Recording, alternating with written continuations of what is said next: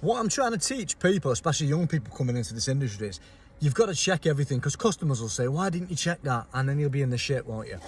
So all you need to do is check, and check again.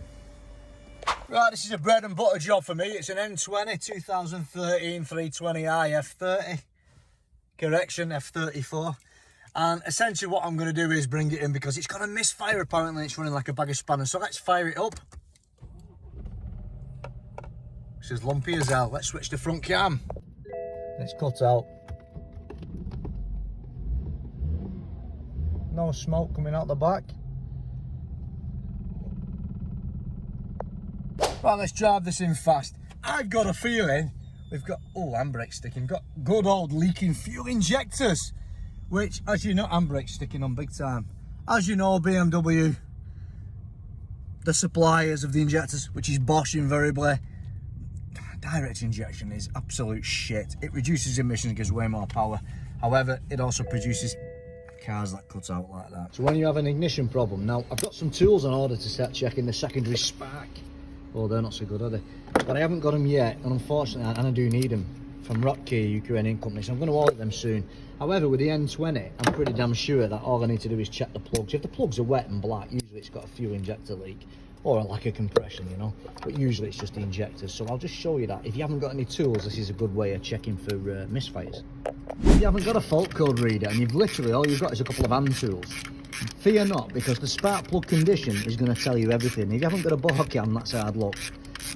So I'll show you with bore cam. I think it is these injectors leaking. They're very, very common. But let's look at the spark plugs first. That tells you a million things about what's going on inside the engine and the engine health. Well, straight off, number one is soaking wet, and guess what? It's full of petrol.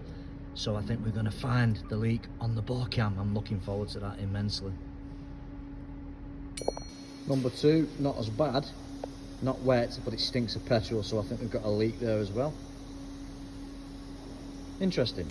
Now you notice here, we've got this big bulkhead in a way, and that's going to be a big problem. Not for number three, but for number four. How are we going to get it? Well, I'm going to show you exactly how you're going to get the spark plug out of number four, underneath all this crap, without having to strip anything. Save yourself about half an hour at a time, pulling all these bars off and stuff. Dead easy. You'll like that. I'm going to look forward to showing you too. Before dead easy, get your socket first and just plop it in. Plop. Get yourself Koken, it's Japanese, it's got lovely little wobbly attachment, and put your Koken in like that, drop it in, done. Find it, click it, done. Now you can get a nice long ratchet on there and get it out. So these ratchets from Worth are really useful, and you just squeeze that in and you can pull it out and get you a bit more of a purchase, and you can put a tiny bit of an angle. I've just angled it slightly, and that enables you to get it out look dead easy. And then you just disassemble it and pull it all out piece by piece. Nice. See, dead easy. And just get your fingers on once you've loosened it. And this is the best trick now. What you do is when you've got that spark plug loose, and you know it's definitely loose, which it will be in a sec, you pull that up now, and just get your finger on there like that. And you can pull everything out in one go, into two pieces. And that is how you do it on the N20, number 4.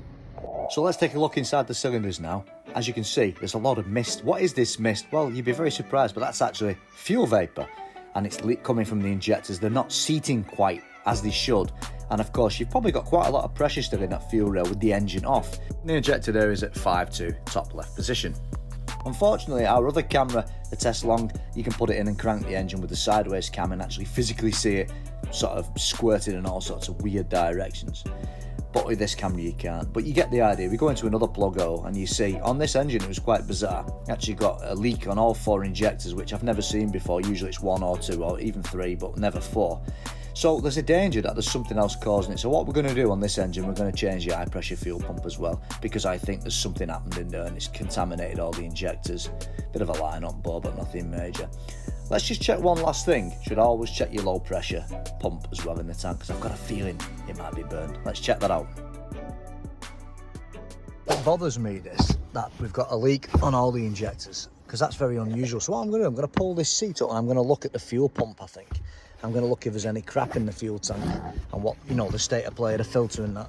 You know, when you've done this job for many years, you just get an idea and a hunch. Always check stuff. It takes 2 minutes to pull that off and throw this out the way. There's a Webasto there, it's been done in the past, additional heater.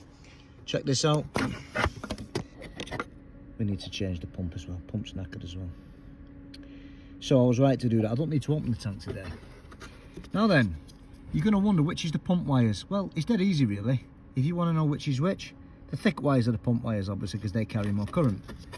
And unfortunately, on these BMWs, these connectors are shite, and the arc and the volt really open. So what we need to do with this bad boy is we need to change the unit completely, and we also need to look at changing these pins.